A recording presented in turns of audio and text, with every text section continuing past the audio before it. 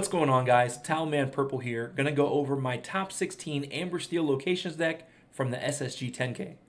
Before I do so, if you haven't done so already, subscribe to the channel so you can stay up to date on all the new content. Now, at this event, I already had the mindset of going in and playing one of my location variants. So I had green steel locations and amber steel locations with me. Didn't know which one I wanted to take, but we opted against the emerald steel because we looked at the room and saw that there was a lot of amber steel in the room. So we went with our own amber steel variant. So we played 4 Daisy Duck, where she's able to apply an immense amount of pressure in a lot of the matchups that you want her to, and can be a 50-50 on bottoming some of these important cards that your opponents are going to be playing. And the rest of the time, it's going to net your opponent in a card. So you really want to determine when you want to quest and when you don't with this card. That part is very important when piloting this deck. Now, we also have 3 1-drop Kita and 3 5-drop Kita, so we have a 3-3 shift line. This shift line was basically implemented for your Amethyst Sapphire, your Amethyst Steel, and your opposing Amber Steel matchups, just so you can get extra turns of questing without worrying about pressuring opponent's challenge on the crackback, essentially. So that was kind of like your own stipulation of why you would want to play the card.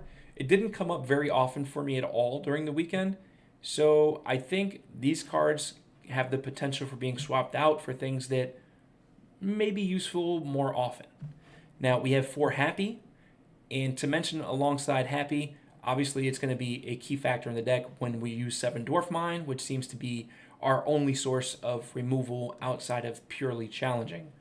Now, Happy brings a few things to the table. Number 1, it is a 2-1 for 1, so it has a strength of 2.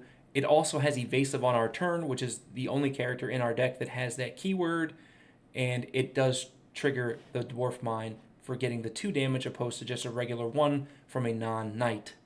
So he's definitely in there. Now we have 4 Piglet, which also applies a tremendous amount of pressure when you have other characters on the board, 2 or more, that is. It will quest for 3. This card was originally in the deck because of Ruby Sapphire. It just helps get out in front immensely, and you really just want to push the pedal to the floor, right? It's all gas, no brakes at that point in that matchup. Now, however, I will say that I played against 3 Ruby Sapphire matchups, and Piglet was never a cause of victory, nor do I think that it showed up. So I think Piglet will also be on the chopping block, so to speak, on replacing it to see if there are other cards that would just be more beneficial moving forward. For Calhoun, well, this card is an absolute monster of a card. It's so good. It does everything you ever wanted, and people have to respect it. One of the MVPs of the deck, right along with Doc, allowing you to discard your hand and draw 2 cards. It's a 1-3, also triggers a Dwarf Mine. It's just card advantage, and you always want that. Then there's Mr. Smee, who also applies a ton of pressure, well-statted character. It's a 2-cost 3-3, quest for 2. We love this card, and it does gain the 1 damage if you don't have a captain with your John Silver in play, but sometimes you want that because you want to set up a Rapunzel line if they're not allowing you to do so. So it has other beneficial factors for doing that as well. Baloo, 3-cost, bodyguard 0-3. It's really, really good into the Ruby Sapphire matchup. It's also good into the Amethyst Sapphire matchup. It just allows for you to put like a cement wall in front of their plans for challenging while letting you net 2 lore in the same breath. So that card has been very, very useful, and it will probably still hold roster slots in the deck moving forward. John Silver, one of the main focal points of the deck, because we do play 20 locations here, has been an absolute powerhouse. Most of the Ruby decks are moving away from Medusa, so it's really hard to answer this card 1 for 1.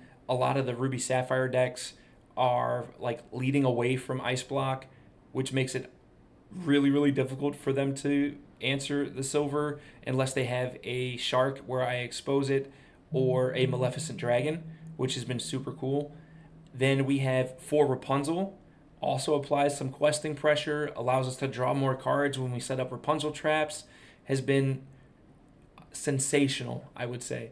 Now, moving along to the locations that have been in this deck from the beginning, we have 4 Neverland with a 4 willpower, lures for 1. The Bayou 3 willpower lures for 1.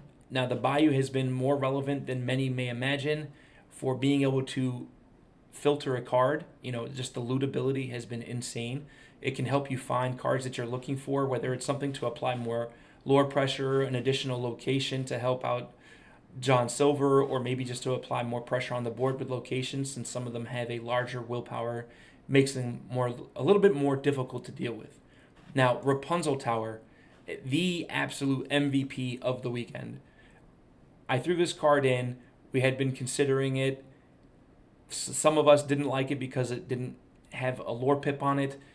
I just happened to go with my gut instinct, and I'm so glad that I did. This card is a powerhouse, allowing your Calhoun to have multiple turns of going through and challenging. It makes it really difficult for them to put up with the characters, and the 8 willpower on this location makes it really difficult for them to answer the location too. And if they do attempt to answer it or do attempt to put damage on it, now they have their characters exposed, which makes it for more profitable challenging on your end. Overall, the card was insane. So happy to play it. It is a mainstay in the deck. Now, the Underworld. Hopefully, maybe set 7 comes out with a location that can replace this, because it is just a 6 willpower lore for 1. There were 3 instances where I did put a character on this location, and 0 of those instances was I able to quest with the character and net any advantage from the card's ability. So it's essentially just a 2 ink, 6 willpower, gain 1 lore card. And then to round it off, obviously, the Dwarf Mine. The card is a madhouse. So good. I understand why the Condio made Diggy Diggy, because this card is an all-star. It's an MVP. This is our only way of effectively dealing damage and having removal in our deck outside of challenging, because we play 0 actions. There are no actions, which means there are no songs, there are no items, strictly characters and locations. Now, taking some of the information that I just went over with you guys, with the key to shift line and the piglets, that would give us room for some consideration cards. Now, some of the consideration cards that I have tried before have been the Simba shift lines, and they did work fairly well, so I'm not opposed to revisiting those. Then there's the Queen shift line that I have not explored into yet, but I think could make some really crazy turns and plays with things like Calhoun and John Silver, and it could even make like your Baloo into a challenger, which I find could be pretty cool. Don't know exactly how that would work, so I would definitely test that. Mini is something that I took out last minute, and I kind of wish I kept in. The 3 toughness was definitely relevant and definitely missed. I would say that this card still deserves a slot in the deck. Not necessarily sure it would fit there if you're trying any of the shift lines, though, but it's definitely something with merit. Now, you have Dale, Moana, and Lawrence that are just very, very well-statted characters. They do help for creating Rapunzel traps, and I know that we all love drawing cards in this game, so those cards can be useful. And Pete could have been used to help against the Amber Steel matchup, because throughout the course of the event, we only had 2 losses. Round 1 against Emerald Amethyst, and let me tell you, the gentleman piloted the deck phenomenally. Also had a good amount of crickies in the deck and found them, and I had no shot, 0 chance. That was round 1, and then round 7 we played against Fish from TFM, Mr. Ben. He's an awesome dude, and he rolled me. Game 2, he went turn 1 Robin Hood, turn 2 Robin Hood and Robin Hood, and by like turn 4 he had 2 shift Robin Hoods out, and we just packed it in. We had no chance. It was crazy. Awesome game. He ended up top 8ing, so congrats to him. That was awesome. But moving forward, I think so far the validated weakness was Amber Steel Song.